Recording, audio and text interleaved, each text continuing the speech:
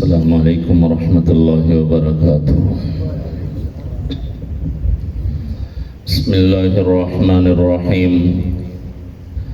الحمد للہ الذی خلق فسوى والذی قدر فہدى والذی اخرج المرعى۔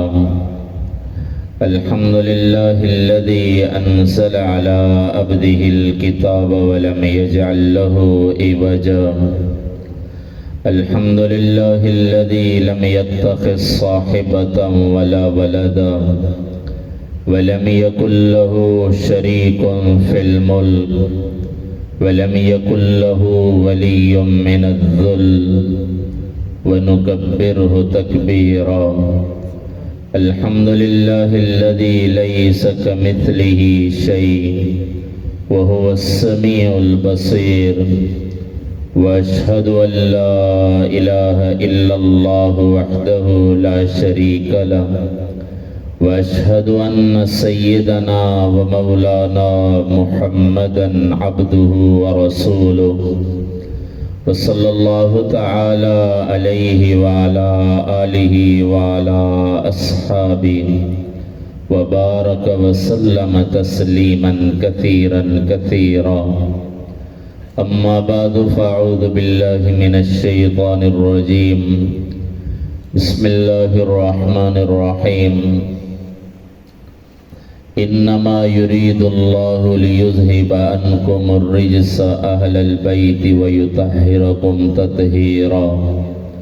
وقال الله تبارك وتعالى قل لا اسألكم عليه اجرا الا المودة في القربى ومن يقترف حسنة نزد له فيها حسنا۔ وقال النبي صلى الله تبارك وتعالى عليه وسلم يا أيها الناس إني تركت فيكم ما إن أخذتم به لن تضلوا، كتاب الله وإطرة أهل بيتي۔ وقال النبي صلى الله تبارك وتعالى عليه وسلم والله لا يدخل الإيمان في قلب رجل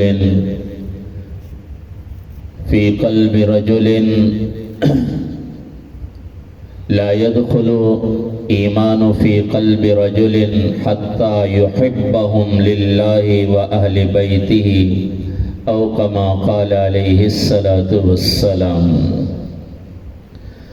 میرے محترم بھائیو، دوستوں اور عزیزوں، اللہ جل جلالہ و من والوں نے ہمیں سب سے خوبصورت مذہب اسلام عطا فرمایا ہے، اور اسلام میں کچھ عقائد ہیں، کچھ احکامات ہیں۔ عقائد بھی ضروری ہیں، احکامات بھی ضروری ہیں۔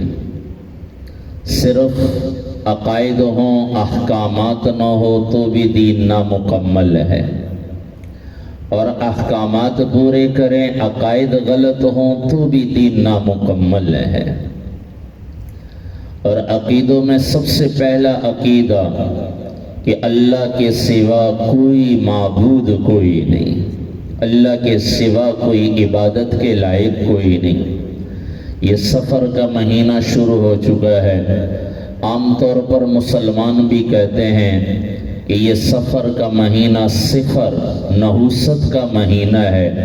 نہیں، مسلمان کا عقیدہ ہے لا الہ الا اللہ، اللہ کے سوا کوئی معبود نہیں، کوئی مشکل کشا نہیں، کوئی حاجت روا نہیں۔ ان یمسسک اللہ بضر فلا کاشف له وان یردک بخیر فلا راد لفضلہ۔ اللہ فرما رہے ہیں اگر اللہ نقصان کا ارادہ کر لے کوئی دور نہیں کر سکتا، اللہ خیر کا ارادہ کر لے تو اللہ کے خیر کو کوئی رد نہیں کر سکتا۔ تو یہ ہمارا عقیدہ، اہل بیت کا یہی عقیدہ۔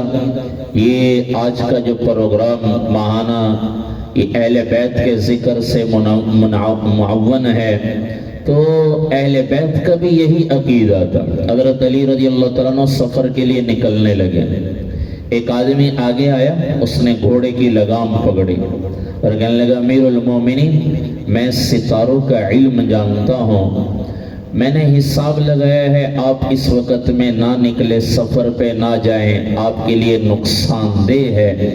حضرت علی رضی اللہ تعالیٰ نے زور سے اس کے سینے پہ ہاتھ مارا، پیچھے گرایا اور فرمانے لگے میں اس رب پر ایمان لایا ہوں جو نفع نقصان کا مالک ہے۔ تو پہلا عقیدہ ہے، اس کے بغیر دین نامکمل ہے۔ بلکہ علماء نے فرمایا ہے 2 طرح کے لوگ ہیں جو بغیر حساب کتاب کے، ایک طرح کے لوگ وہ جنت میں بغیر حساب کتاب جائیں گے، اور کچھ لوگ ہیں جو بغیر حساب کتاب کی جہنم میں جائیں گے۔ اللہ کا قرآن کہتا ہے ان اللہ لا یغفر ان یشرک بہ، اللہ شرک کو معاف نہیں کریں گے۔ جو اللہ کے ساتھ شرک کرتا ہے، اللہ کی کا ذات میں بھی کوئی شریک نہیں، صفات میں بھی کوئی شریک نہیں ہے، ذات میں بھی کوئی شریک نہیں۔ لیس کمثلہ شیء، یہ مکے کے کافر بھی کہتے تھے، ذات میں وہ بھی شریک نہیں ٹھہراتے تھے، صفات میں کہتے تھے ہاں اللہ تو کرتے ہیں یہ بھی کرتا ہے، اللہ تو کرتے ہیں یہ بھی کرتا ہے، لا الہ الا اللہ، اللہ کے سوا کوئی کچھ نہیں کر سکتا، اللہ کے سوا کوئی مشکل کشا نہیں، کوئی حاجت روا نہیں، کوئی بگڑیاں بنانے والا نہیں۔ اس لیے جو اللہ کے ساتھ شریک ٹھہراتا ہے یہ بغیر حساب کتاب کی جہنم میں داخل ہوگا۔ شرک کی معافی کوئی نہیں، ذرہ برابر عمل میں شرک پایا گیا وہ اللہ کے ہاں قبول نہیں، بلکہ اللہ قیامت کے دن اعلان کریں گے جس نے دنیا میں کسی کے لیے عمل کیا ہے آج جا کر اس سے بدلہ لے لو، اللہ سب شریکوں سے بے نیاز ہے۔ تو پہلا عقیدہ میرا اور آپ کا، احکامات واضح ہیں، عقائد میں سب سے پہلے عقیدہ لا الہ الا اللہ کا ہے کہ اللہ کے سوا کوئی معبود نہیں۔ پھر دوسرا محمد الرسول اللہ کا ہے، اللہ کے حبیب صلی اللہ علیہ وسلم میرے آپ کے رہبر، رہنما، امام، اور میرے آپ کی اللہ سے مجھے اور آپ کو ملانے والے، جنت کا راستہ دکھانے والے اللہ کے نبی، پیغمبر، برحق نبی ہیں۔ اللہ کے حبیب صلی اللہ علیہ وسلم کی مبارک زندگی سے ہی اللہ تک پہنچا جا سکتا ہے۔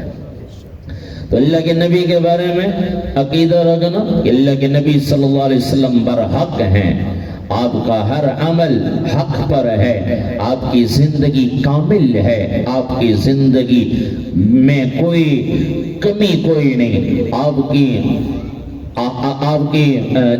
دین جو اللہ نے آپ کو عطا فرمایا وہ بھی کامل۔ اللہ نے اعلان کیا اليوم اکملت لکم دینکم واتممت علیکم نعمتی، دین بھی اللہ نے آپ کو کامل دیا، آپ کو اللہ نے کامل بنایا، اور اللہ نے محبوب کو زندگی بھی عطا فرمائی تو کامل عطا فرمائی۔ تو ہمارا عقیدہ ہے اللہ کے نبی برحق ہیں، اللہ کے نبی کے طریقے کے خلاف جو عمل ہوگا وہ اللہ کے ہاں قابل قبول نہیں بلکہ مردود ہے، اور اللہ کے نبی کے طریقے پر جو عمل ہوگا وہ اللہ کے ہاں قابل قبول ہے۔ وہ عمل چاہے غریب کرے، مالدار کرے، مرد کرے، عورت کرے، نبی کا طریقہ اللہ کے ہاں قابل قبول ہے۔ اللہ کے نبی کے خلاف کوئی عمل اللہ کے ہاں قابل قبول کوئی نہیں۔ اگر کوئی یہ کہ اس میں حرج کیا ہے تو اس کا مطلب ہے کہ اس کے عقیدے میں کمزوری ہے، وہ اللہ کے نبی کی زندگی کو کامل نہیں مانتا۔ جو اللہ کے نبی کی زندگی کو کامل مانے گا وہ کبھی نہیں کہے گا اس میں حرج کیا ہے، نبی کی سنت کے خلاف کرنے میں اسے ہلاکت نظر آئے گی۔ یہ اہل بیت کا ایمان، یہ صحابہ کا جن کا تذکرہ چل رہا ہے، حضرت عمر فاروق رضی اللہ تعالیٰ عنہ، خلیفہ دوم سیدنا حضرت عمر فاروق رضی اللہ تعالیٰ عنہ، نبی کی سنت اداؤں پر مر مٹنے والے حضرت حسین رضی اللہ تعالیٰ عنہ، کربلا میں جو جان قربان کر رہے ہیں، ایک حدیث اپنے ساتھیوں کو سنائی ہے، ایک حدیث اور اس حدیث پر عمل کرنے کے لیے آل قربان کر دی، اولاد قربان ہو گئے، جان نثار قربان ہو گئے، خود اپنی جان کا نذرانہ پیش کیا، لیکن حدیث پر عمل نہیں چھوڑا کہ ان کا عقیدہ یہ تھا کہ اگر اللہ کے نبی صلی اللہ علیہ وسلم کی زندگی سے ہٹ کر زندگی گزاریں گے تو ناکام ہو جائیں گے، حالانکہ ان کی کامیابی کے تو پہلے ہی اللہ کے نبی نے خوشخبریاں دی ہیں۔ ایک حدیث اپنے ساتھیوں کو کریں کہ اللہ کے نبی نے فرمایا جو کسی ایسے ظالم کا ساتھی بنے گا، بیعت کر کے اس کا ساتھی بنے گا، آج کے زمانے میں بیعت کا مطلب ووٹ دے گا، اس کا ساتھی بنے گا، ظالم کا، جو ناجائز کو جائز قرار دے، جو جائز کو ناجائز قرار دے، جو حلال کو حرام قرار دے، حرام کو حلال قرار دے، اللہ کے نبی نے فرمایا قیامت کے دن وہ بھی اس کے ساتھ جہنم میں ساتھ ہوگا۔ ایک حدیث اپنے ساتھیوں کو، ہم تو کہتے ہیں مولوی صاحب سنت یہ کرو ثواب نہ کرو تے گناہ کہنے، یہ سب سے پہلے اس کا اللہ کے نبی پر عقیدے میں کمزوری ہے۔ جس کا عقیدہ یہ ہوگا کہ میرا ہر عمل جو نبی کے طریقے پر ہوگا وہ مجھے کامیاب کرے گا، وہ کبھی نبی کے طریقے سے ہٹ کر زندگی نہیں گزارے گا۔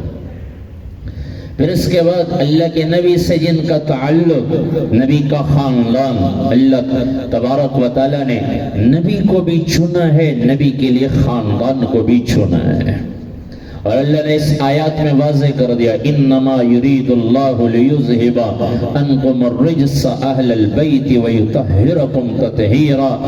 اللہ فرما رہے ہیں اللہ چاہتے ہیں اے میرے محبوب آپ کے اہل بیت سے گندگی کو دور کر دے اور انہیں مکمل طور پر پاک کر دے، زیادہ پاکی، تطہرکم تطہیرا، بہت زیادہ اللہ ان کو پاک کر دے۔ یہ آیت اتری ہے تو اس میں اہل بیت کا ذکر آیا ہے۔ یہ آیت حضرت ام سلمہ رضی اللہ تعالیٰ عنہ ام المومنین، حضرت ام سلمہ رضی اللہ تعالیٰ عنہ کے گھر میں اللہ کے نبی تشریف فرما تھے۔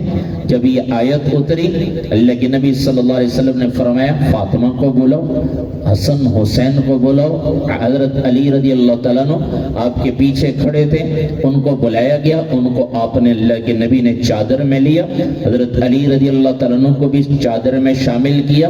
پھر اللہ کے نبی نے فرمایا اے اللہ یہ بھی میرے اہل بیت ہیں، ان کو بھی گندگیوں سے پاک کر دے۔ حضرت ام سلمہ رضی اللہ تعالیٰ نے عرض کیا یا رسول اللہ کیا ہم ازواج مطہرات اہل بیت میں سے نہیں ہیں؟ اللہ کے نبی نے فرمایا تم تو پہلے سے ہی اہل بیت میں ہو اور تم خیر پر ہو، تم پہلے سے ہی اہل بیت میں ہو۔ اور اللہ کے نبی کے جو الفاظ جن کا ترجمہ علماء نے کیا، حضرت علی رضی اللہ تعالیٰ عنہ وغیرہ کو لیا تو یہ اللہ کے نبی نے فرمایا یہ بھی میرے اہل بیت میں سے ہیں۔ یہ بھی لفظ بتا رہا ہے کہ وہ کہ اہل بیت میں ازواج مطہرات پہلے سے ہی شامل ہیں۔ پھر اللہ کے نبی کے جملے نے اور تاکید کر دی کہ اللہ کے نبی نے فرمایا تم تو پہلے سے ہی اہل بیت میں ہو اور تم خیر پر ہو۔ تو اہل بیت کون ہیں؟ سب سے پہلے تو اہل بیت کن کو کہا جائے گا؟ بعض لوگوں کا خیال ہے کہ صرف نبی کے خاندان کو، نبی کا خاندان شروع کہاں سے ہوتا ہے؟ وہ تو ازواج سے ہی ہوتا ہے، بیویوں کے بغیر تو اولاد ہو نہیں سکتی۔ پھر بعض کا خیال ہے کہ صرف نبی کی بیٹی حضرت فاطمہ رضی اللہ تعالیٰ عنہ کی جو اولاد ہے، نہیں، باقی بیٹیوں سے اولاد ہوئی لیکن وہ باقی نہیں رہ سکی، ان سے اللہ کے نبی کی نسل چلی ہے۔ باقی 3 بیٹیاں اللہ کے نبی صلی اللہ علیہ وسلم کی اور آپ کے 2 یا 3 بیٹے جو بچپن میں انتقال کر گئے، حضرت ابراہیم رضی اللہ تعالیٰ عنہ بعد میں پیدا ہوئے لیکن اس سے پہلے آپ کے بچے پہلے انتقال کر گئے، اس آیت کے نازل ہونے سے پہلے ہی ان کا انتقال ہو چکا تھا۔ آپ کی 3 بیٹیاں حضرت ام کلثوم، حضرت رقیہ رضی اللہ تعالیٰ عنہ، حضرت زینب رضی اللہ تعالیٰ عنہ، ان کا اس آیت کے نازل ہونے سے پہلے ہی انتقال ہو چکا تھا، لیکن ازواج پھر بھی شامل ہیں کیونکہ اللہ خود قرآن میں فرما رہے ہیں ازواجہم امہاتہم، آپ کی بیویاں، النبی اولی بالمؤمنین من انفسہم، یہ نبی جو ہے یہ مومنین کے جانوں سے بھی زیادہ حقدار ہیں، اور اللہ فرما رہے ہیں ان کی بیویاں ازواج امہاتہم، یہ امت کی مائیں ہیں، ولا ان تنکحوا ازواجہ من بعدہ ابدا، خبردار ان سے نکاح نہیں ہو سکتا کہ یہ امت کی مائیں ہیں۔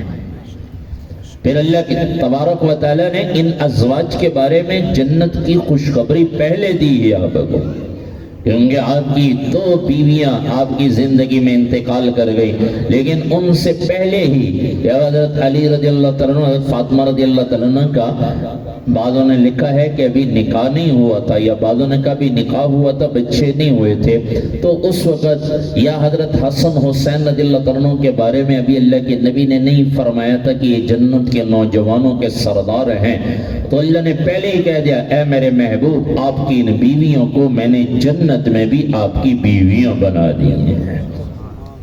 تو اہل بیت ہیں کون؟ سب سے پہلے تو اس کا علم ہو، اہل بیت کون ہیں کہ جن سے محبت، اللہ کے نبی نے فرمایا واللہ لا يدخل ایمان قلب رجل، کسی آدمی کے دن میں اس وقت تک اللہ کے نبی نے فرمایا اللہ کی قسم ایمان داخل نہیں ہو سکتا یہاں تک کہ میرے رشتہ داروں سے اللہ کے لیے اور میری رشتہ داری کی وجہ سے محبت نہ کرنے لگے جائے۔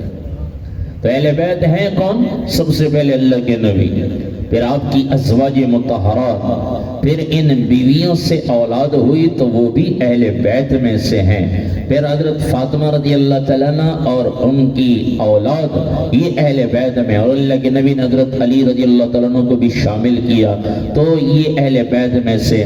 تو یہ اللہ کے نبی کے ایک روایت کے مطابق یہ اہل بیت میں سے ہے۔ دوسری روایت عبد المطلب کی جتنی اولاد ہے یہ اہل بیت میں سے، بنو ہاشم اہل بیت میں سے، بنو ہاشم سے جتنی اولاد آئی ہے یہ اہل بیت میں سے، یہ دوسری روایت ملتی۔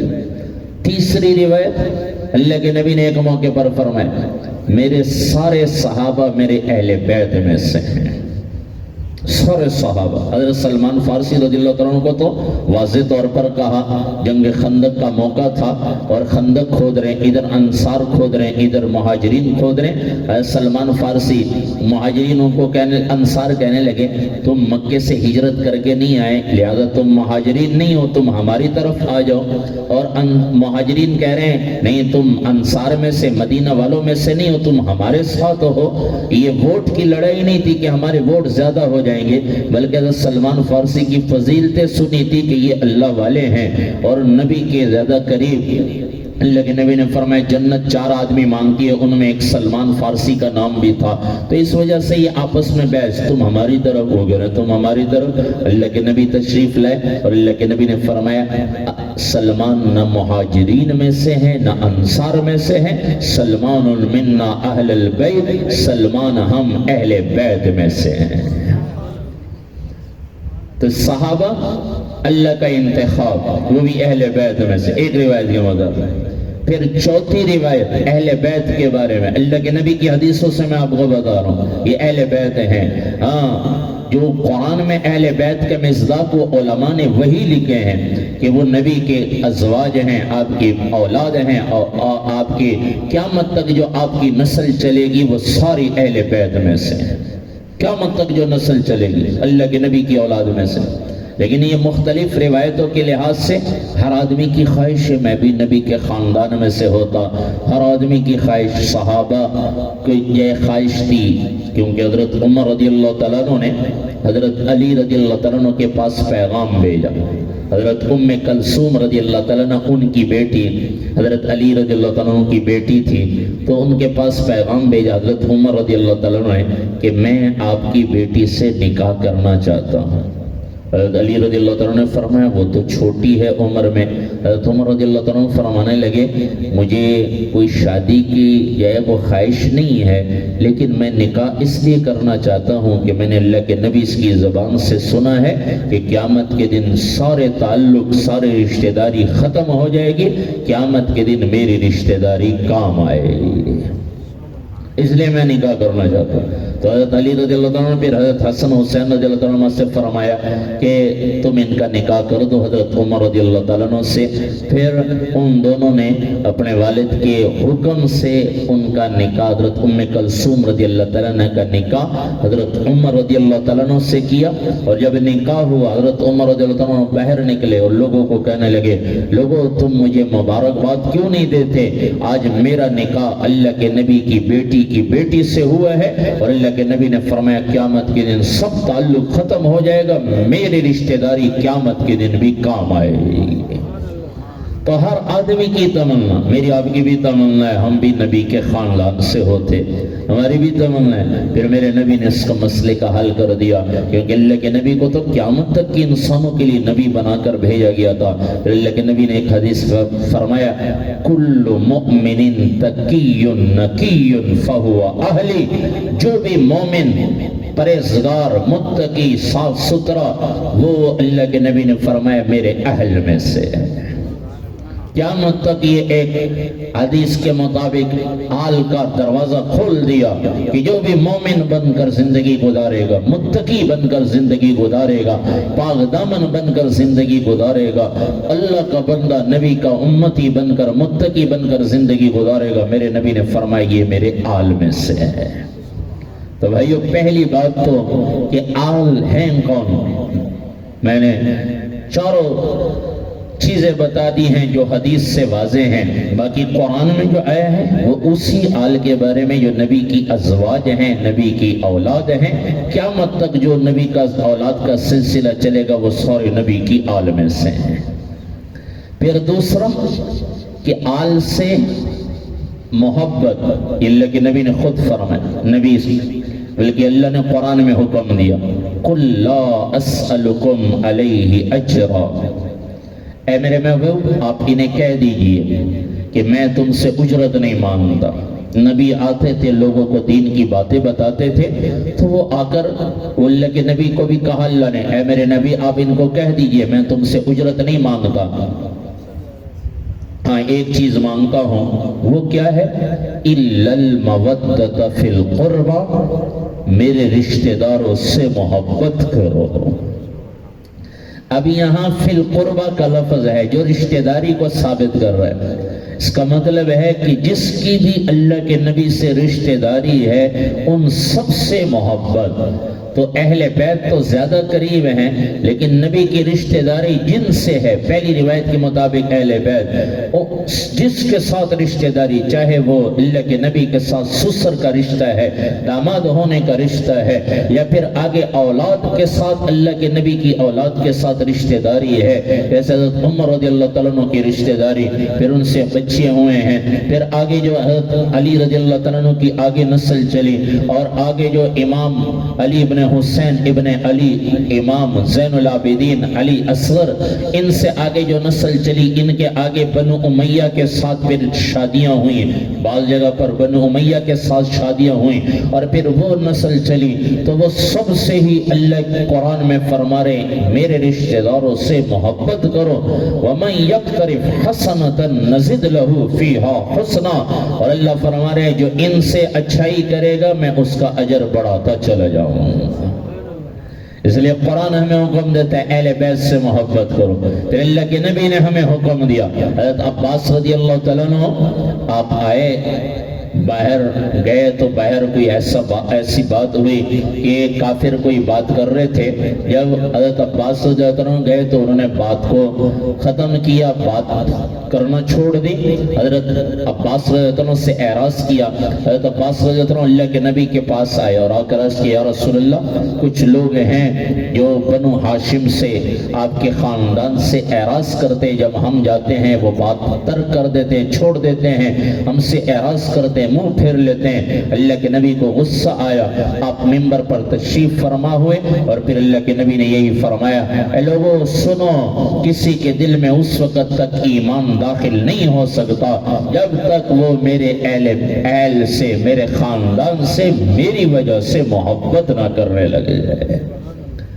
تو اللہ کے نبی اس سے محبت یہ ایمان کا حصہ ہے۔ پھر اللہ کے نبی نے ایک حدیث میں فرمایا اے لوگو میں تمہارے اندر دو چیزیں چھوڑ کر جا رہا ہوں، ان اخذتم به لن تضلوا، اگر تم انہیں پکڑے رکھو گے تو تم گمراہ نہیں ہوگے۔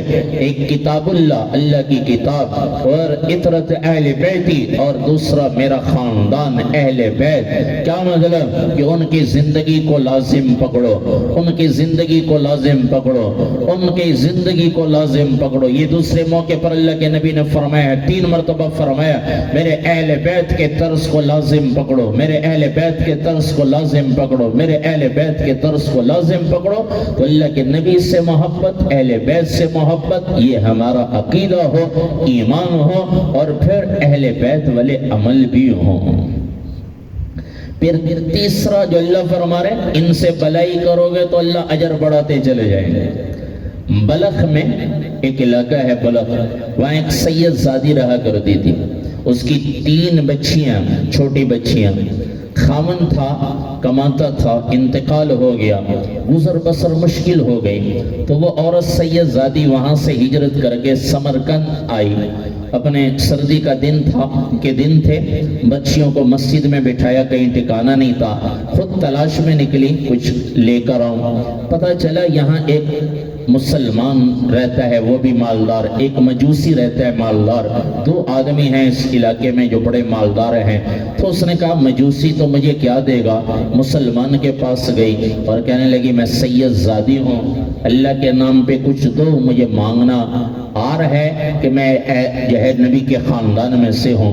وہ مسلمان جو مالدار تھا وہ کہنے لگا تمہارے پاس سید زادی ہونے کی کیا دلیل ہے، کیا دلیل ہے؟ وہ کہنے لگی دلیل تو کوئی نہیں، ثبوت تو کوئی نہیں۔ کہنے لگے جاؤ پھر اپنا کام کرو۔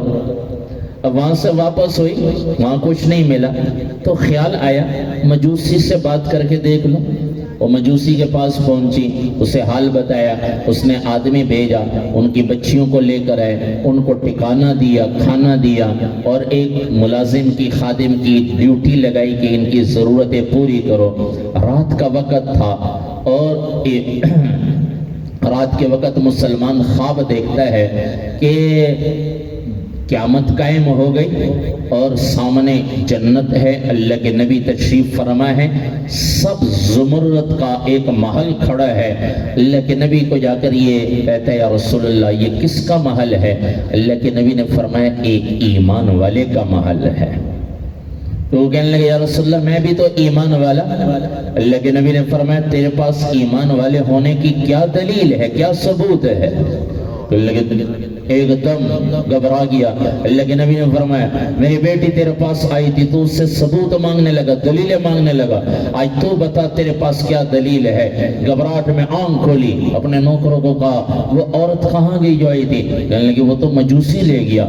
آدھی رات کا وقت بھاگتا ہوا مجوسی کے دروازے پہ پہنچا، دروازہ کٹکھٹایا، وہ مجوسی باہر نکلا، اس کے پاؤں پڑ گیا، اللہ کا واسطہ وہ سید زادی مجھے دے دے۔ وہ کہنے لگا جا پہلے تو بن دے کے سودا ہوا تھا، اب میں دیکھ چکا ہوں، جو خواب تو نے دیکھا وہ میں نے بھی دیکھا ہے، میں اسی نبی کا کلمہ پڑھ کے مسلمان ہو گیا ہوں۔ میرے نبی نے فرمایا یہ تیرا محل ہے۔ یہ سید زادوں کے ساتھ بھلائی کا اللہ یہ صلہ دے رہے ہیں۔ احمد ابن حسیب ایک بہت بڑے اللہ کے ولی گزرے ہیں، وہ متوکل بادشاہ کی بیوی تھی، شجاع اس کا نام تھا، اس کا وہ حساب کتاب لکھا کرتا تھا، ملازم تھا ان کا۔ تو کہنے لگے ایک مرتبہ متوکل بادشاہ کی بیوی نے میرے پاس 1000 دینار، اس زمانے میں 2 سکے چلتے تھے، 1 درہم 1 دینار، دینار کم ہوتا تھا چاندی کا سکہ، اور درہم چاندی کا سکہ، دینار سونے کا سکہ، تو 1000 دینار بہت بڑی رقم تھی، یہ کئی کروڑوں میں بنتی آج کے زمانے میں۔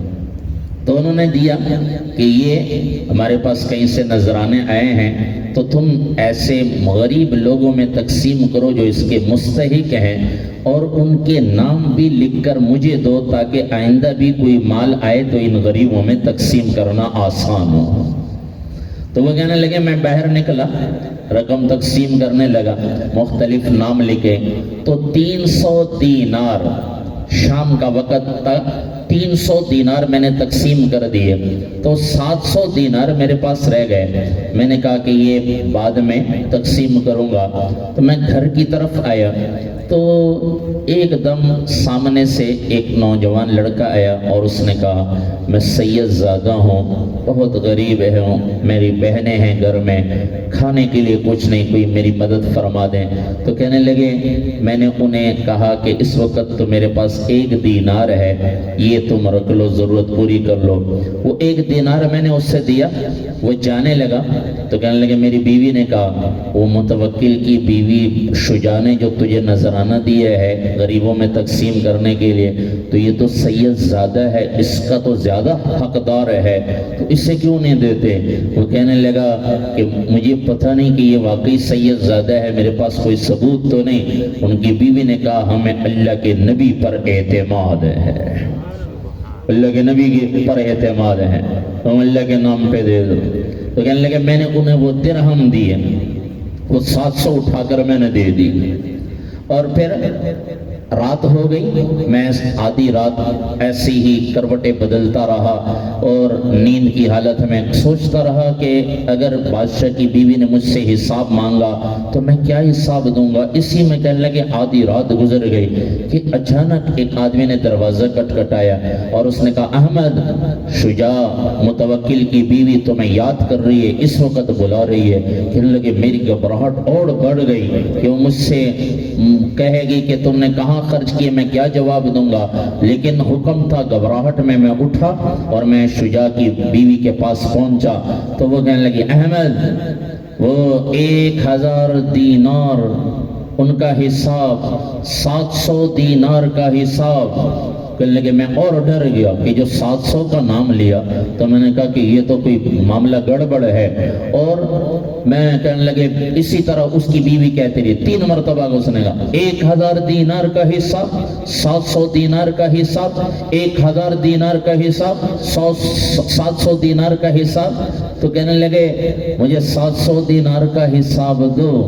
کہنے لگے میں نے انہیں باقی نام دی اور میں نے کہا یہ ایک سید زادے کو میں نے یہ 700 دینار دے دیے۔ کہنے لگے وہ کہنے لگے احمد بن حسین کہ شجاع کی متوکل کی بیوی شجاع کہنے لگی احمد اللہ تمہیں جزائے خیر دے، اللہ تمہیں جزائے خیر دے۔ آج جب میں رات کو سونے کے لیے لیٹی، اللہ کے نبی سامنے خواب میں زیارت ہوئی اور اللہ کے نبی نے مجھے مسکرا کر مجھ سے کہا اللہ تمہیں جزائے خیر دے، تم نے میرے آل کا خیال کیا، اللہ تمہیں اس کا بدلہ عطا کرے، اللہ تمہیں اس کا بدلہ عطا کرے۔ پھر اللہ کے نبی نے یہ مجھے خوشخبری دی، احمد یہ زیورات اور یہ کپڑے اور یہ غلہ یہ اٹھاؤ اور اسی سید زادے کو دے آؤ اور اسے کہو آئندہ کے لیے بھی تمہیں ضرورت ہوگی تو پھر ہم تمہیں یہ دے دیں گے۔ پھر کہنے لگے اگلی بات جو اس نے کہا، اس نے اور شجاع نے متوکل کی بیوی نے کہ احمد اللہ کے نبی نے تمہیں بھی دعائیں دی اور ساتھ میں تمہاری بیوی کو بھی دعائیں دی۔ اللہ کے نبی نے فرمایا اللہ احمد کو جزائے دے، جزائے خیر دے، اس کی بیوی کو جزائے خیر دے۔ وہ کہنے لگے مجھے تو نہیں پتا تھا کہ ان کو کیسے پتا چلا۔ اللہ کے نبی نے فرمایا، پھر انہوں نے اور رقم دیے، کچھ سونے وغیرہ دینار وغیرہ، کچھ پیسے غلہ۔ کہنے لگے یہ تمہارا بدلہ ہے جو تم نے سید زادے کی مدد کی ہے۔ پھر انہوں نے کچھ اور رقم دیے اور وہ کہنے لگے کہ یہ اپنی بیوی کو دے دو۔ کہنے لگے آدھی رات سے زیادہ وقت گزر چکا تھا، میں سیدھا اس نوجوان کے دروازے پہ گیا، اور جیسے ہی میں نے دروازہ کٹکھٹایا وہ باہر نکلا، وہ لڑکا کہنے لگا لاؤ میرا سامان۔ کہنے لگے میں نے کہا تمہیں کیسے پتا چلا؟ کہنے اللہ کے نبی نے کی خواب میں زیارت ہوئی اور اللہ کے نبی نے فرمایا کہ تمہارے لیے انشاءاللہ ان کی طرف سے اور بھی سامان آئے گا۔ تو خواب میں زیارت ہوئی، کہنے لگے میں ان کو سامان دے کر واپس اپنے گھر کی طرف آیا، وہاں دیکھا تو میری بیوی نماز میں مشغول تھی، گھبرائی ہوئی تھی کہ آدھی رات کے وقت بادشاہ کی بیوی نے بلایا ہے، کوئی گڑبڑ نہ ہو۔ کہنے لگے میں نے انہیں نذرانہ پیش کیا اور میں نے کہا یہ تمہارے لیے انہوں نے نذرانہ بھیجا ہے اور تمہیں بھی دعائیں دی ہیں، تمہاری وجہ سے یہ آج ہمیں انعامات کی بارش ہوئی ہے۔ سید زادے کے ساتھ اچھائی کی، اللہ قرآن میں فرمایا ان سے اچھائی کرو گے۔ واقعات تو بہت سارے ہیں، شیخ الحدیث مولانا ذکریہ صاحب رحمۃ اللہ علیہ نے ایک واقعہ لکھا ہے، ربیع بن سلیمان حج کو جا رہے ہیں، حج کو کوفہ کے اندر رکے، قافلہ رکا، کہنے لگے ہم ضرورت کا سامان خرید رہے تھے تو میں بازار میں گیا، پھر بازار سے ایسے تھوڑا ویرانے کی طرف گیا، وہاں میں نے دیکھا ایک مردار جانور پڑا ہوا تھا، ایک عورت چھری لے کر اس جانور سے گوشت کاٹ رہی ہے، اس نے تھیلے میں ڈالا، میں نے کہا یہ تو مردار ہے، میں اس عورت کو یہ ہے وہ حکومت والوں کو بتاؤں کہ یہ مردار کھاتی ہے اور اس کی پیشی کراؤں۔ پھر کہنے لگے میرے دل میں خیال ہے میں دیکھوں تو صحیح، کہنے لگے میں اس عورت کے پیچھے چلتی گئی، وہ اس نے ایک دروازہ کٹکھٹایا، وہاں سے 4 بچیاں نکلی اور وہ ماں کو دیکھ کر خوش ہوئی، ان پر بھی بھوک کے اثرات نظر آ رہے تھے، پھر وہ اندر گئی اور اس نے بچیوں کو کہا لو یہ گوشت لائی ہوں یہ پکاؤ، کہنے لگے وہ میں دیکھتا رہا، انہوں نے ہانڈی میں ڈال کے پکائے، جب کھانے لگے ایک دم میں اندر چلا گیا اور میں نے کہا یہ کیا کر رہے ہو، یہ تو مردار گوشت ہے۔ اس نے کہا تو کون ہے، ان کا میں جو بھی ہوں، تم تو مردار کھا رہے ہو، اور مجوسیوں کے ایک گروہ کے علاوہ کسی مذہب میں مردار کا گوشت حلال نہیں ہے، مجوسی کے ایک گروہ ہے ان میں حلال ہے، باقی سب مذاہب میں مردار کا گوشت حرام ہے، تو تم کیوں کھا رہے ہو؟ وہ کہنے لگی تمہیں کیا پتا، ہم سید زادے ہیں، ہم بھیک نہیں مانگ سکتے، میں سید زادی ہوں، میرا اور کوئی نہیں، یہ 4 بچیاں ہیں، اپنی بھوک تو برداشت ہوتی ہے، ان بچیوں کی بھوک تو برداشت نہیں، اور کچھ نہیں، تو پھر مجبوری میں یہ ہے یہ حرام کھانا بھی تو جو ہے جائز ہو جاتا ہے، شریعت نے کہا جان بچانے کے لیے مردار بھی کھا سکتے ہو۔ کہنے لگے مجھے اس کو پر ترس آیا کہ یہ سید زادی، ایک دم مجھے خیال آیا، میں نے انہیں کہا یہ نہ کھاؤ، میں سامان لے کر آتا ہوں، کہتے جتنے میرے پاس سامان تھا اونٹ وغیرہ وہ میں نے بیچ دیا، میرے پاس 600 درہم تھے وہ بھی دے دیے، سارے کپڑے وغیرہ سب کچھ دے دیا، اور اپنے ساتھیوں سے کہا کہ میں حج کے لیے نہیں جا سکتا، تم جاؤ۔ وہ ساتھی آگے چلے گئے، اور جب وہ حج کر کے واپس آ رہے تھے میں نے کہا آگے چل کر لوگوں کا استقبال کرو۔ کچھ لوگ آئے اور ان کو میں نے کہا تمہیں حج کی مبارک، تمہیں اللہ کے گھر کی زیارت کی مبارک۔ وہ کہنے لگے عجیب آدمی ہو، آپ تو ہمارے ساتھی تھے، ہمارے ساتھی تو آپ نے حج کیا اور بیت اللہ کا طواف کیا اکٹھے۔ کہنے لگے میں حیران ہو گیا، میں تو یہاں وہاں میں کہاں تھا؟ پھر کہنے لگے جو میرے ساتھی تھے جب وہ پہنچے میں نے انہیں بھی مبارکباد دی، میں نے کہا تمہیں حج کی مبارک۔ کہتے ہیں عجیب آدمی ہو، تم تو ہمارے ساتھی تھے، پھر ہمیں کیوں مبارکباد؟ تمہیں بھی مبارک ہو، تم نے ہمارے ساتھ حج کیا۔ پھر ایک آدمی آگے آیا اور اس نے کہا جب اللہ کے نبی کے روزے سے پر سلام کر کے ہم باہر نکلنے لگے تو تم نے مجھے یہ تھیلی دی تھی اور میں یہ کہا تھا کہ یہ امانت رکھ لو اپنے پاس، وہ تھیلی اس نے دے دی کہ یہ تمہاری امانت ہے، تم نے وہاں روزے پر مجھے دی تھی، اور اس تھیلی کے اوپر لکھا ہوا تھا من عاملنا ربحا، جس نے ہمارے ساتھ معاملہ کیا اس نے نفع ہی کمایا ہے، نفع کمایا ہے، یہ تھیلی کے اوپر لکھا ہوا ہے۔ پھر اس نے مجھے وہ تھیلی دی اور میں تھیلی لے کر حیران پریشان کہ یہ کیا ماجرا ہے۔ کہنے لگے میں وہ تھیلی لی کھولی نہیں تھی، رات ہو گئی، میں سویا، اللہ کے نبی کی خواب میں زیارت ہوئی اور اللہ کے نبی نے فرمایا اے ربی جو ہمارے ساتھ معاملہ کرتا ہے ہم اس کو ایسے نفع پہنچاتے ہیں، ابھی بھی تمہیں شک ہے کتنے گواہ اور تمہیں چاہیے کہ وہ گواہی دے کہ تم نے ہمارے ساتھ حج کیا ہے۔ اللہ کے نبی نے فرمایا اے ربی، اللہ نے ایک فرشتہ قیامت تک مقرر کر دیا تمہاری شکل میں جو قیامت تک حج کرتا رہے گا، قیامت تک تم نے میرے اہل کے ساتھ اچھائی کا معاملہ کیا۔ 600 درہم دیے تھے، یہ جو تھیلی ہے اس میں 600 دینار ہیں، درہم میں نے پہلے عرض کیا چاندی کا سکہ، دینار سونے کا سکہ۔ کہنے لگے میری جب آنکھ کھلی میں نے تھیلی کھول کر دیکھا اس میں 600 دینار تھے، اور پھر مجھے پتا چلا کہ واقعی اللہ دنیا ہی میں یہ بدلے عطا فرماتے ہیں۔ تو اہل بیت سے محبت، ان کے ساتھ اچھا معاملہ کرنا، پھر یہ صحابہ بھی ان سے محبت کرتے تھے۔ حضرت ابوبکر صدیق رضی اللہ تعالیٰ عنہ کے دور خلافت میں حضرت حسن حسین رضی اللہ تعالیٰ عنہ کی عمر چھوٹی تھی، لیکن حضرت ابوبکر صدیق رضی اللہ تعالیٰ عنہ جب بھی بڑے صحابہ سے رائے لیتے تھے ان کو شامل کرتے تھے۔ ایک مرتبہ عصر کی نماز کے بعد آپ باہر جا رہے تھے، راستے میں حضرت حسن رضی اللہ تعالیٰ عنہ بچوں کے ساتھ کھیل رہے ہیں، حضرت علی رضی رضی اللہ تعالیٰ عنہ بھی ساتھ تھے. حضرت ابوبکر صدیق رضی اللہ عنہ نے حضرت حسن رضی اللہ عنہ کو پکڑا اور ان کا بوسہ لیا اور کہنے لگے یہ بالکل نانا پہ گئے ہیں, باپ پہ نہیں گیا, یہ نانا پہ گیا ہے. اور حضرت علی رضی اللہ عنہ پیچھے کھڑے ہو کر مسکرا رہے ہیں. حضرت خالد ابن ولید رضی اللہ عنہ نے ملک شام سے آپ کے لیے کوئی جوڑا بھیجا, چادروں کا, کپڑے کا جو ہے جوڑا بھیجا اور کچھ قیمتی تحائف بھیجے. حضرت ابوبکر صدیق رضی اللہ عنہ نے حضرت حسن حسین رضی اللہ عنہ کو بلایا اور فرمانے لگے بیٹو تم اس کے زیادہ حقدار ہو, یہ تمہاری نظر ان کو ہدیہ کیا وہ چادروں کا اور تحفے تحائف ان کو پیش کیے. اور حضرت ابوبکر صدیق رضی اللہ عنہ فرماتے تھے اے لوگوں نبی کی قرابت کا نبی کی وجہ سے خیال کیا کرو, ان کا خیال کیا کرو. حضرت عباس رضی اللہ تعالیٰ عنہ جب مسلمان ہوئے حضرت ابوبکر صدیق رضی اللہ عنہ فرمانے لگے اے عباس مجھے تمہارے اسلام لانے کی خوشی اپنے باپ کے اسلام لانے سے بھی زیادہ ہے, اس لیے کہ تمہارے اسلام لانے سے اللہ کے نبی زیادہ خوش ہوئے ہیں. تو صحابہ وہ اہل بیت سے محبت کرتے تھے, ان کا آپس میں کوئی اختلاف کوئی نہیں. غیروں نے ہمیں یہ دلائے. حضرت عمر رضی اللہ تعالیٰ نے وظیفے مقرر کیے, وظیفے. حضرت یہ ان کی دونوں حسنین کریمین کی عمر چھوٹی تھی, اس وقت ابھی بالغ نہیں ہوئے تھے.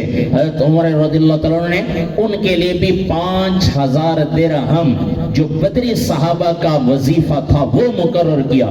5000 درہم بہت بڑی رقم ہے آج کے زمانے میں بھی. فی مہینہ ان کو 5000 درہم یا سالانہ 5000 درہم دیتے تھے. قرابت کی وجہ سے, نبی کے ساتھ رشتہ داری کی وجہ سے. حضرت عثمان غنی رضی اللہ تعالیٰ اور عمر رضی اللہ تعالیٰ راستے پر جا رہے ہیں, آگے سے حضرت عباس رضی اللہ تعالیٰ اللہ کے نبی کے چچا آئے, دونوں سواری سے اترے ان کے ادب کے لیے کہ یہ نبی کے خاندان سے ہیں. حضرت عمر رضی اللہ تعالیٰ عنہ حضرت حسین رضی اللہ عنہ سے کہتے تھے حسین ہمارے پاس آیا کرو, آیا جایا کرو. ایک مرتبہ حضرت حسین رضی اللہ عنہ کافی عرصے بعد آئے, کہنے لگے حضرت عمر رضی اللہ عنہ نے فرمایا تم ہمارے پاس نہیں آتے. کہنے لگے کہ میں آیا تھا, آپ کا بیٹا بھی باہر بیٹھا ہوا تھا اجازت کے لیے, آپ حضرت امیر معاویہ رضی اللہ عنہ سے بات چیت فرما رہے تھے, تو میں نے کہا جب انہیں اجازت نہیں تو مجھے کیسے ملے گی, میں واپس چلا گیا. حضرت عمر رضی اللہ عنہ نے فرمایا اے حسین تم عبداللہ ابن عمر سے زیادہ حقدار ہو, تم بغیر اجازت کے ہمارے پاس آیا کرو. یہ محبت تھی ان سے. حضرت ابوبکر صدیق رضی اللہ عنہ, حضرت عمر رضی اللہ عنہ کو واقعات تو بہت سارے ہیں, میں مختصراً کہ اہل بیت سے صحابہ کو کتنی محبت تھی. حضرت عثمان غنی رضی اللہ تعالیٰ عنہ ان کے پہرے کے لیے جب یہ دونوں حضرات پہنچے اور حضرت عثمان غنی رضی اللہ عنہ فرما رہے ہیں بیٹا تم چلے جاؤ میری وجہ سے تمہیں تکلیف نہ ہو, تو جب نہیں جا رہے تھے پھر عثمان غنی رضی اللہ عنہ نے ان کو قسم دی, میں تمہیں قسم دیتا ہوں واپس چلے جاؤ. حضرت عثمان غنی رضی اللہ عنہ کے ساتھ دونوں صاحبزادے عمرے کے لیے جا رہے ہیں. راستے میں حضرت حسین رضی اللہ عنہ بیمار ہو گئے. حضرت عثمان غنی رضی اللہ عنہ خود آگے نہیں گئے, امیر المومنین ہیں.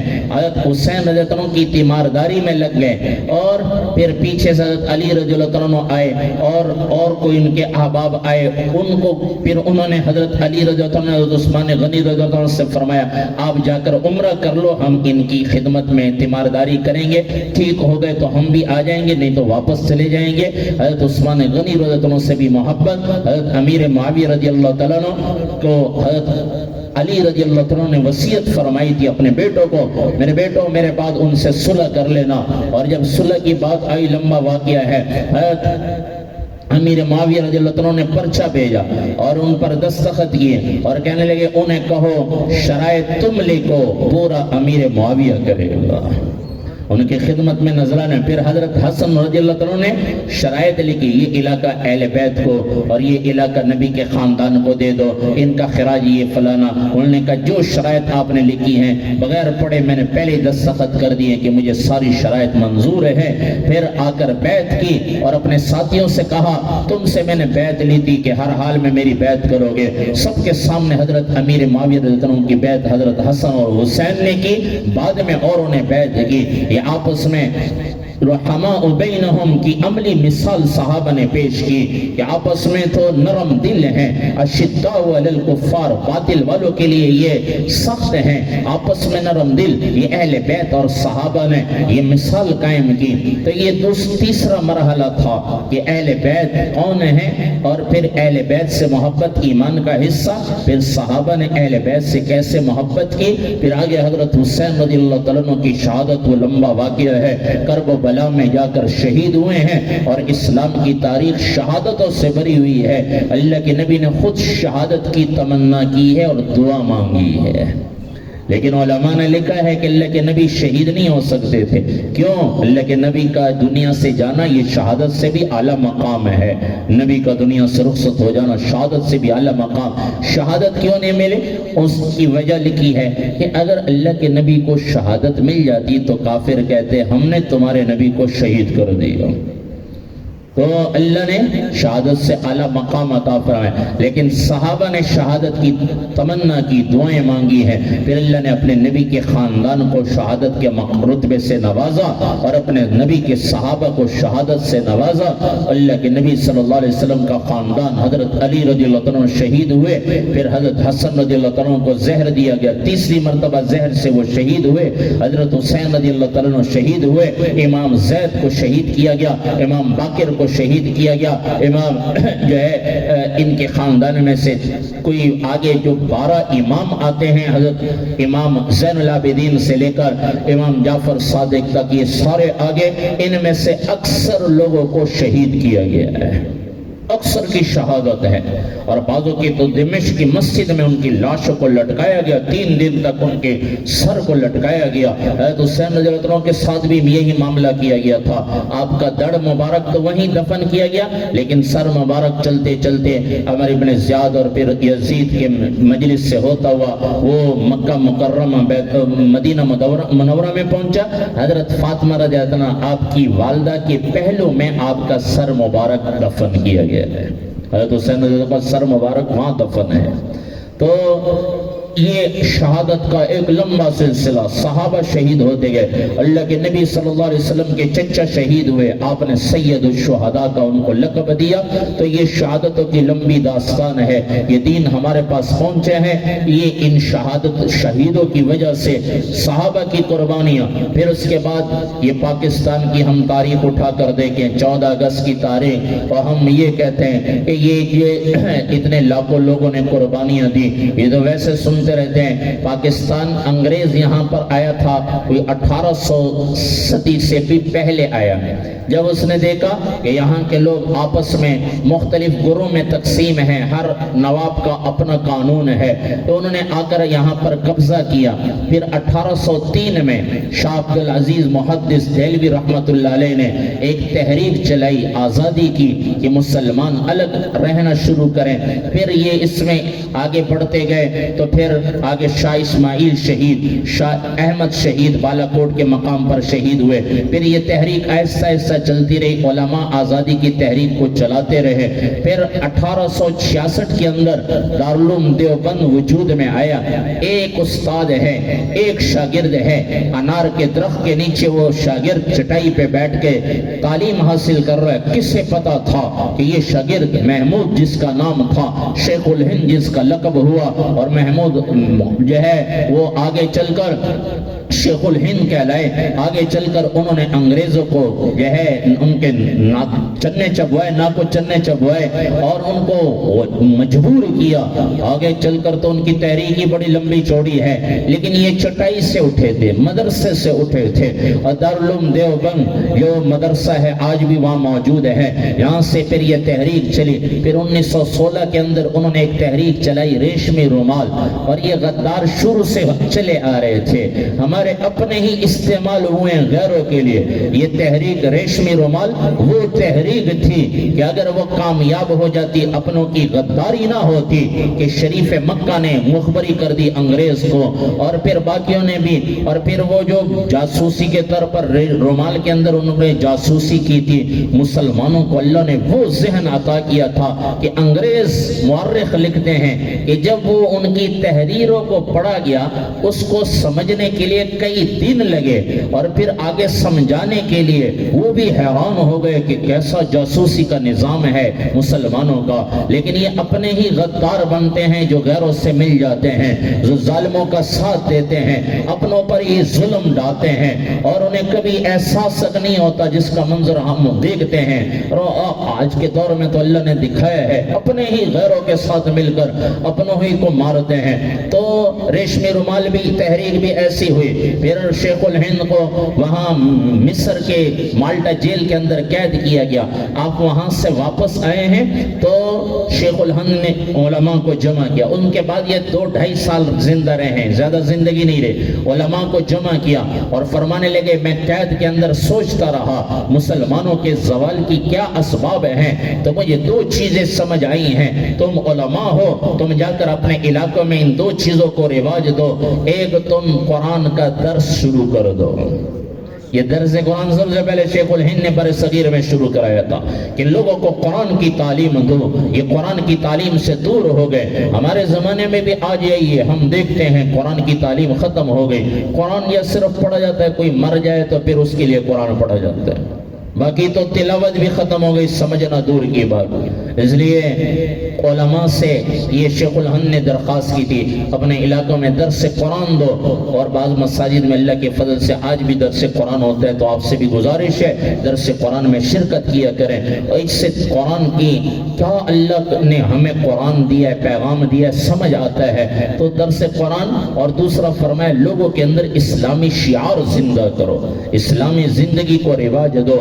پھر ان کا انتقال ہو جاتا ہے، اور بعد میں پھر یہ تحریک 1926 یا 36 کے اندر کانگریس اور مسلم لیگ ایک تھے، پھر ان میں آپس میں اختلاف پڑتا ہے۔ انگریز ہمیشہ ان میں اختلاف، مسلمانوں میں آپس میں اختلاف، یہ انگریز کے خلاف تھے، ان میں اختلاف ڈالا گیا۔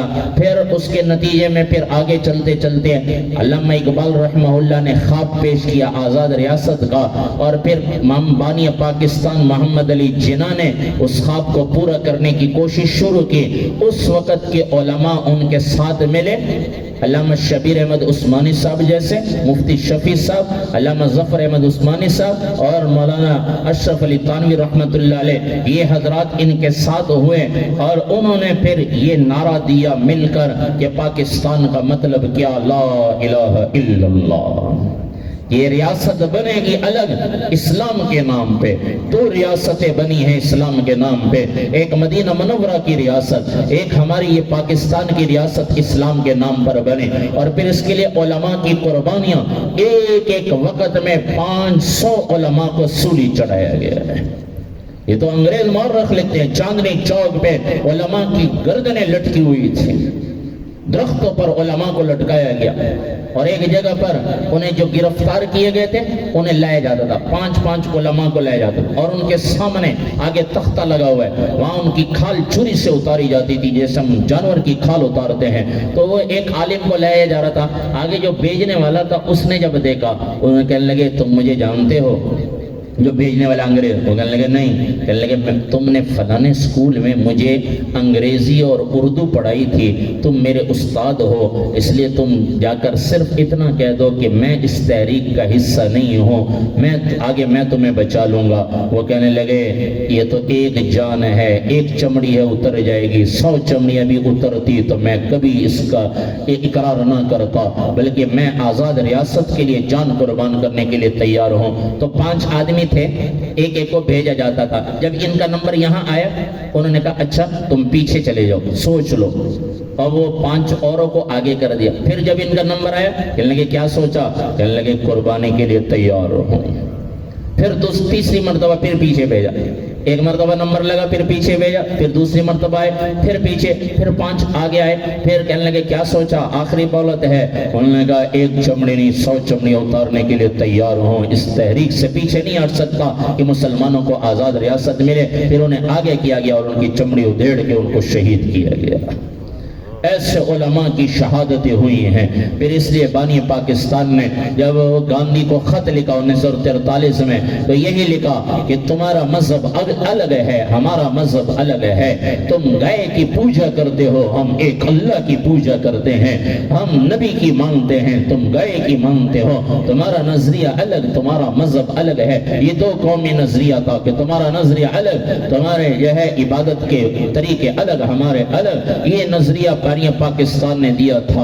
اور پھر جب پاکستان وجود میں آیا، علامہ شبیر احمد عثمانی صاحب رحمت اللہ علیہ کو بانی پاکستان نے حکم دیا کہ پہلا جھنڈا پاکستان میں تم لہراؤ گے۔ ان کے ہاتھوں سے پہلا جھنڈا لہرایا گیا اور انہیں سے دعا کرائی گئی، اور ادھر مغربی پاکستان میں وہاں مولانا اشرف علی تھانوی رحمت اللہ علیہ کے بھانجے کو حکم دیا، وہ بھی عالم، ان کو حکم دیا کہ جھنڈا لہراؤ۔ یہ اس بات کی نشانی تھی کہ یہ پاکستان علماء کی قربانیوں سے وجود میں آیا ہے، اور آگے جو انہوں نے مطلب دیا لا الہ الا اللہ کا، یہ بھی ان علماء کی وجہ سے ہی زندہ ہوگا۔ اور ان کا جنازہ بھی علامہ شبیر احمد عثمانی صاحب نے پڑھا ہے۔ تو یہ علماء کی قربانیاں، شہادتوں کا سلسلہ۔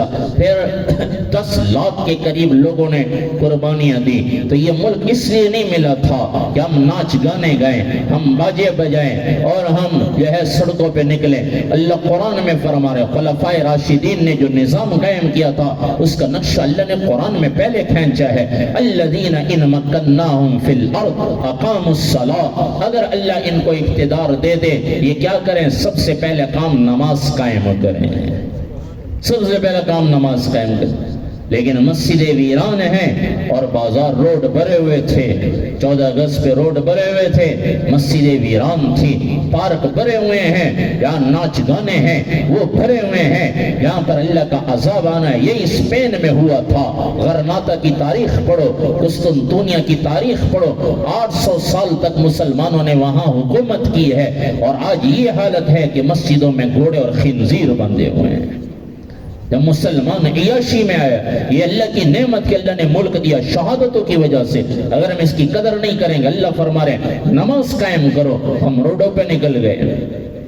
اور پھر خاص طور پر نوجوان ون ویلنگ کرتے کرتے وہ جو ہے ٹکڑے کروا بیٹھتے ہیں، لوگ کہتے ہیں جی شہید ہو گیا۔ شہادت کو اتنی آسان نہیں، یہ تو چور بھی چوری کر کے بھاگے اور آگے ایکسیڈنٹ ہو جائے تو لوگ کہیں جی شہید۔ ابھی کچھ عرصہ پہلے ہی مجھے کہنے لگے جی ایک آدمی جی یہ روڈ ایکسیڈنٹ میں جو شہید ہوتی ہے یہ مر جاتے ہیں، یہ شہید ہوتے ہیں؟ تو میں نے کہا، کہنے لگے حدیث میں آیا ہے۔ میں نے کہا حدیث میں جو آیا ہے وہ اللہ کو پتہ ہے کہ کون سا شہید ہے کون سا نہیں ہے۔ ایک آدمی چوری کر کے بھاگ رہا ہے، آگے پولیس مقابلے میں مارا گیا، وہ بھی شہید۔ ایک آدمی لوگوں کو لوٹتے ہوئے مارا گیا، وہ بھی شہید۔ یہ تو اللہ کو پتہ ہے کون شہید ہے، ہم دورے کے ساتھ جوڑ دیتے ہیں یہ فلانا شہید۔ ایک آدمی زمین اور ملک کے لیے لڑ رہا ہے، نہیں، جو دین کے لیے لڑتا ہے وہی شہید ہوتا ہے۔ ہاں، ملک کی حفاظت کے لیے، غیروں سے حفاظت کے لیے جو لڑا بارڈر پہ وہ شہید ہوا۔ اور آپس کی لڑائیاں، زمین پہ لڑائیاں، جی وہ بھی شہید ہو گیا، جی ان کو فلانے کی طرف سے ظلمن مارا گیا۔ بھائی ظلمن تو تب مارا جائے گا جب وہ ان کے ساتھ نہیں لڑے گا، وہ بھی لڑائی کر رہا ہے، یہ بھی لڑائی کر رہا ہے، تو شہادت کون سی؟ یہ تو اللہ کے علم میں ہے۔ پھر آج کل لوگوں کا مال کھانے والا بھی، وہ بھی ایسے مارا جاتا ہے، کہتے ہیں یہ بھی شہید۔ اللہ کے نبی کے زمانے میں ایک صحابی جنگ میں جا کے شہید ہوئے، سارے صحابہ اس کی تعریف بیان کر رہے ہیں اور کہنے لگے یہ تو بڑا بہادر تھا، بڑا جنگجو تھا اور جنتی آدمی ہے۔ اللہ کے نبی خاموش بیٹھے رہے۔ پھر جب اللہ کے نبی نے دیکھا صحابہ زیادہ تعریفیں کر رہے ہیں، اللہ کے نبی نے فرمایا تم تو بڑی تعریفیں کر رہے ہو، لیکن اس نے جو بیت المال میں سے، سرکاری مال میں سے ایک چادر بغیر اجازت کے لی تھی، وہ چادر اس کے گرد جہنم کی آگ کی چادر بن کے لپٹی ہوئی ہے۔ کیونکہ میرے نبی نے فرمایا شہادت سے سارے گناہ ختم ہو جاتے ہیں الا الدین، مگر جو کسی کا لیا ہے وہ باقی رہے گا۔ اس لیے اللہ کے نبی مسجد میں بیٹھے ہوئے تھے، ایک دم آسمان کی طرف نگاہ اٹھائی تو چہروں کا رنگ بدلا، اور اللہ کے نبی نے فرمایا بڑا سخت حکم اترا ہے۔ خوف گھبراہٹ کی وجہ سے کوئی صحابی پوچھ نہیں سکا۔ اگلے دن ایک صحابی نے پوچھا یا رسول اللہ کل آپ فرما رہے تھے بڑا سخت حکم اترا ہے، وہ سخت حکم کیا ہے؟ میرے نبی نے فرمایا اللہ نے فرمایا کوئی اللہ کے راستے میں شہید ہو، پھر زندہ، پھر شہید، پھر زندہ، پھر شہید، لیکن اس نے کسی کا حق کھایا ہے، اللہ فرماتے ہیں نہ شہادت قبول ہے نہ نماز قبول ہے۔ اس لیے بھائیو اللہ کا واسطہ دیتا ہوں، ہم لوگوں نے آج سرکاری مال کو مال غنیمت سمجھ لیا اور پھر کچھ پیسے دے کے عدالت سے بھی جان چھڑا لیتے ہیں، پھر ہم بھی ان کا ساتھ دیتے ہیں۔ نہیں نہیں، یہ تو قیامت کے دن عدالت لگنے والی ہے، ایک ایک پائی کا حساب ہوگا۔ اور خاص طور پر سرکاری مال، حضرت عمر رضی اللہ تعالیٰ عنہ سرکاری مال سے ایسے بچتے تھے اور وہ کہتے تھے کہ یہ سرکاری مال سے کھیلنا یا وقف کے مال سے، یہ تو آگ کے انگاروں سے کھیلنا ہے، آگ کے انگاروں سے۔ اور آج ہم انہی کے ساتھی بنے ہوئے۔ سفیان ثوری رحمت اللہ علیہ ایک اللہ کے ولی گزرے، ایک درزی نے ان سے پوچھا حضرت یہ ظالم بادشاہ ہے، میں اس کے کپڑے سیتا ہوں، وہ ظلم کرتا ہے، میں اس کے لیے کپڑے سیتا ہوں، تو کیا میں ظلم میں اس کے ساتھ شریک تو نہیں، ظلم میں شریک تو نہیں؟ تو سفیان ثوری رحمت اللہ علیہ فرمانے لگے تو ظلم میں شریک نہیں بلکہ تو خود ظالم ہے۔ ظالم کے بادشاہ کے کپڑے سی رہے تو خود ظالم ہے۔ اور کہنے لگے تیرے ساتھ ظلم میں وہ شریک ہیں جو تجھے سوئی اور دھاگا بیچتے ہیں، جو تجھے سوئی دھاگا بیچتے ہیں وہ شریک ہیں ظلم میں، تو براہ راست خود ظالم بنا ہوا ہے کہ اس کا ساتھ دے رہا ہے۔ تو بھائیو ایسوں کا ساتھ نہ دیں، یہ تو قیامت کے دن ہم ایک طرف یزید کے نعرے لگاتے ہیں اور جے شمر کو کہتے ہیں یہ ظالم ہے، دوسری طرف ہم انہی کے ساتھ کھڑے ہو جاتے ہیں کہ یہ ہم انہی کے ساتھ ہیں، انہی کے زندہ باد کے نعرے لگاتے ہیں۔ اور پھر آج کے زمانے میں جہالت ہے، ہم دیکھتے ہیں جو دین کے دشمن ہیں ہم پھر بھی ان کے لیے زندہ باد کے نعرے لگائیں۔ انہوں نے علماء کو شہید کیا، مدرسوں پر حالات بنے، کس وجہ سے؟ اپنے بھی ساتھ مل گئے ساتھ، اور یہ ظلم کی انتہا۔ لیکن ایک دن ظلم ختم ہوگا اور ایک دن اللہ کے دربار میں پیشی ہوگی۔ آج دنیا میں مظلوم کے ساتھی بن جائیں، ان مدارس کے ساتھ کھڑے ہو جائیں، ان مدارس کے ساتھ۔ اور خاص طور پر ماشاءاللہ مولانا عتیق الرحمان صاحب نے یہاں بنات کا بھی مدرسہ، بنین کا بھی مدرسہ، آپ کے اپنے علاقے کا یہ گلشن ہے، اس کی قدر کریں، یہ اللہ کی نعمت ہے، اور جتنا اللہ کی نعمت کا شکر کریں گے اللہ نعمتوں کو بڑھاتے چلے جائیں گے۔ تو کرتے نہیں ہے سارے انشاءاللہ۔ اپنے بچوں کو مدارس بھیجیں، ان کی عقیدے ٹھیک ہوں، ان کی زندگی ٹھیک ہو، اپنی بچیوں کو مدرسے میں بھیجیں تاکہ ان کی زندگی اچھی ہو۔ نہیں تو باہر کی دنیا ایسی ہو چکی ہے، اگر باہر ہم کہتے ہیں جی ہمارا بچہ پڑھ جائے، بعض لوگ ہمیں بھی کہہ دیتے ہیں مولوی صاحب دنیا پڑھانا یہ کوئی گناہ ہے؟ میں ان کو کہتا ہوں گناہ نہیں، پہلے قرآن تو پڑھاؤ، نہیں تو یہ دنیا پڑھنے ہوئے ہمارے تھرمل کا یہ واقعہ آپ کے سامنے ہے کہ دنیا کا پڑھا ہوا سگی معصوم بہنوں کے گلے پہ چھریاں پھیر رہے ہیں۔ پھر یہی ہوگا جو دین نہیں پڑھایا، قرآن نہیں پڑھایا، دین سے دور رکھا، پھر یہی ہوگا وہ اپنوں کے گلے پہ چھری۔ یہ پچھلے دنوں ڈیرہ غازی خان میں واقعہ ہوا اور نوجوان نے خود اپنی بوڑھی ماں نماز پڑھ رہی ہے اس کو کھلاڑیاں مار کے قتل کر دی۔ یہ ہمارے اوپر حالات جو بنے یہ اس وجہ سے، یہ حالات اور بگڑتے جا رہے ہیں۔ کتنے ایسے سننے میں آتا جی بیٹے نے باپ کو، ہمارے تھرمل میں پہلے واقعہ ہوا تھا، بیٹے نے باپ کے گلے میں رسی ڈالی اس کو لٹکا دی۔ یہ ہمارے ہم یہی واقعات ہو رہے ہیں۔ یہ کس وجہ سے؟ ہم نے اپنے بچوں کو دین نہیں سکھایا، پھر یہی بچے باپ کے لیے جو ہے وہ درد سر بن جاتے ہیں۔ تو ان مدارس میں بھیجیں، بچیوں کو بھی بچوں کو بھی، نیت کرتے ہیں انشاءاللہ، اور ان مدارس کے ساتھ تعاون فرمائیں۔ خاص طور پر اس زمانے میں مدارس کے اکثر جتنے بھی ملتے ہیں وہ کہتے ہیں اتنا بل آ گیا، یہ تو باقی لوگوں کے بھی بل آ رہے ہیں، اور مدارس کے ساتھ تو اور زیادہ۔ مدارسوں میں بھی ٹی وی فیس، کسی مسجد میں کہیں ٹی وی لگا ہوا نظر آیا آپ کو؟ لیکن مسجد میں بھی T V face, radio face, اور ہمارے لوگ اتنے نہیں کرا سکے کہ مسجد کے بل تو معاف کرا دیں۔ باقی لوگوں کے یہ جتنا بڑا افسر بنتا جاتا ہے اس کے یونٹ معاف ہیں، لیکن مسجدوں میں اضافی یونٹ ڈال دیتے ہیں۔ اللہ ہی ان سے پوچھے گا قیامت کے دن، لیکن ہم نیت کریں کہ انشاءاللہ ہم تعاون کریں گے تاکہ مدرسہ والوں کو کسی قسم کی، مسجد والوں کو پریشانی نہ ہو۔ کرتے نیت انشاءاللہ، جو ہر آدمی تھوڑا بہت حصہ ملائے گا تو اللہ پاک پورا کر دیں گے انشاءاللہ۔ اللہ سے دعا ہے اللہ تبارک و تعالی ہمارے مولانا عتیق الرحمان صاحب کی اس ماہانہ درس کو اپنی بارگاہ میں قبول فرمائے.